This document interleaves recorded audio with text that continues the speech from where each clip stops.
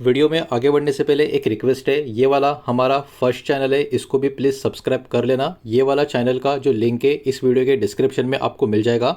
यहाँ पर भी डेली मैं शेयर बाज़ार के अपडेट्स आपको देता रहता हूँ।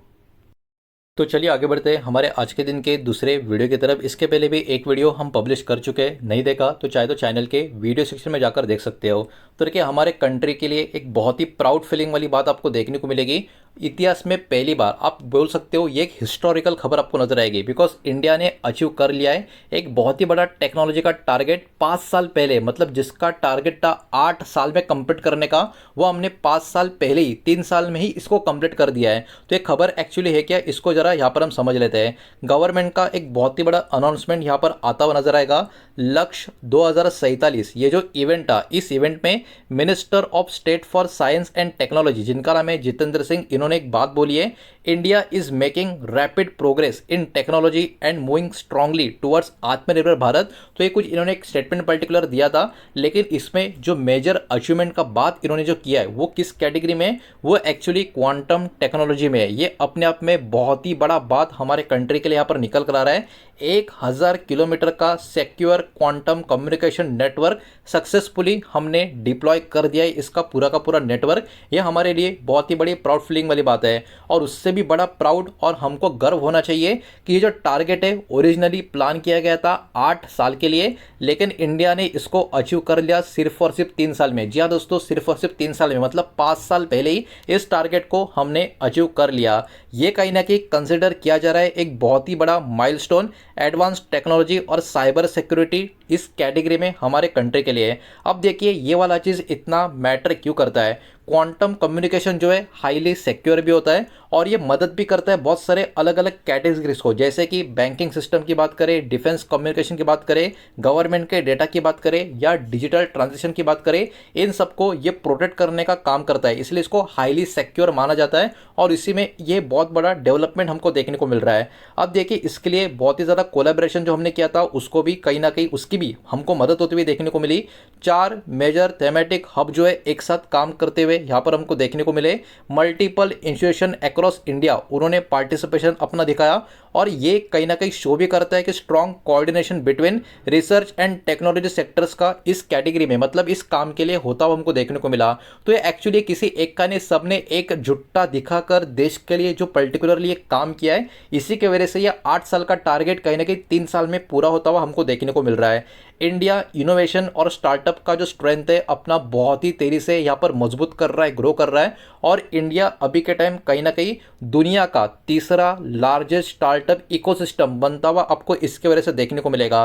तो इंडिया अभी के टाइम अमॉन्ग टॉप कंट्रीज आपको देखने को मिलेगा जो स्टार्टअप में देखने को मिल रहा है, मतलब टॉप 3 में जो है तो हम टॉप कंट्रीज उसको बोलते हैं। और overall more than 1 lakh pattern जो है अभी फील्ड होते हुए आपको देखने को मिलेंगे, फाइल होते हुए आपको देखने को मिलेंगे इस कैटेगरी में।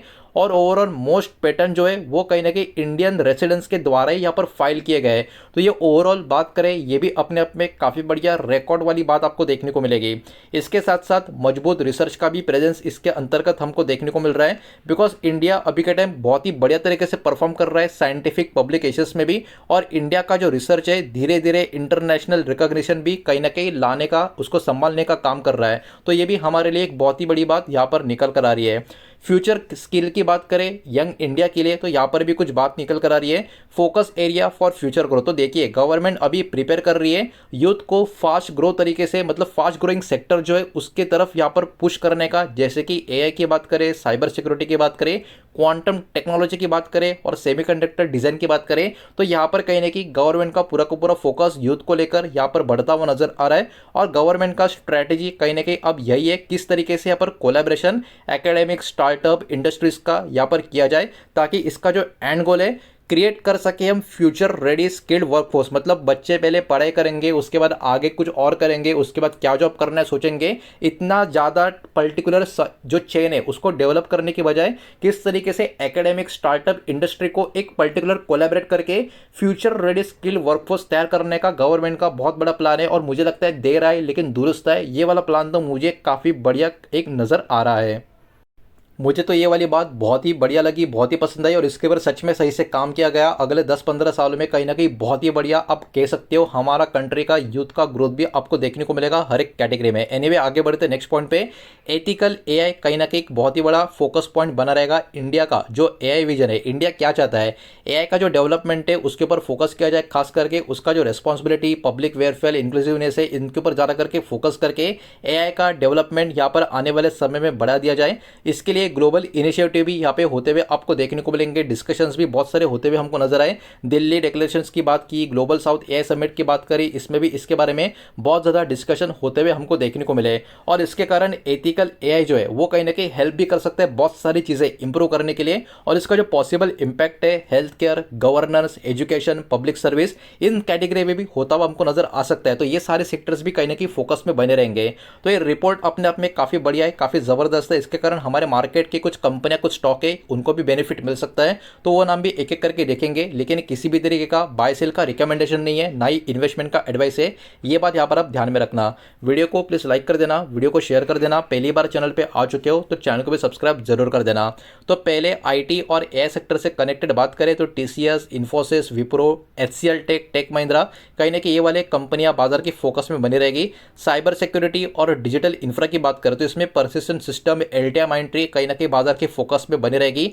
सेमीकंडक्टर इलेक्ट्रॉनिक्स की बात करें तो Dixon Tech, Kaynes Technology, CG Power and Industrial Solution, ये वाला बाजार में फोकस में बना रहेगा।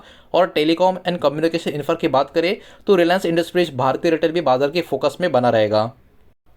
तो ओवरऑल इस रिपोर्ट का की टेक अवे का बात करें तो देखिए इंडिया काफ़ी ज़बरदस्त तरीके से अपना पोजीशन मजबूत कर रहा है क्वांटम टेक्नोलॉजी में, जिसमें अभी कहीं ना कहीं हमने एक बहुत ही बड़ा इतिहास भी रच दिया है। इतना बड़ा नेटवर्क को 8 की बजाय 3 साल में कंप्लीट कर देने का। उसके अलावा एआई, साइबर सिक्योरिटी, सेमीकंडक्टर का जो इकोसिस्टम है और जो स्टार्टअप का इनोवेशन है, इसमें भी इंडिया की जो पोजीशन है काफ़ी मजबूत, लगातार बढ़ती हुई हमको यहाँ पर देखने को मिल रही है। और कहीं ना कहीं ये जो सारी चीज़ें अभी हमको धीरे धीरे काफ़ी बढ़िया लगने लगी है, ये कहीं ना कहीं आने वाले समय में लॉन्ग टर्म के ग्रोथ को सपोर्ट करती हुई नजर आएंगी। और साथ ही साथ टेक्नोलॉजी फोकस सेक्टर में भी बहुत ही बड़ी अपॉर्चुनिटी क्रिएट करते हुए नजर आ सकती है। इसके कारण कहीं ना कहीं ये सारे के सारे सेगमेंट जो है बाजार के ऊपर फोकस में बनाकर अपना रख सकते हैं। तो ये रिपोर्ट मुझे कहीं ना कहीं काफ़ी इंपॉर्टेंट लगी, काफ़ी ज़रूरी लगी, इसलिए सारा का सारा डेटा मैंने आपके सामने यहाँ पर शेयर किया था। लेकिन किसी भी तरीके का बाय सेल का रिकमेंडेशन नहीं है, पूरा का पूरा इन्वेस्टमेंट का एडवाइस कुछ भी नहीं है। ये बात यहाँ पर आप ध्यान में रखें।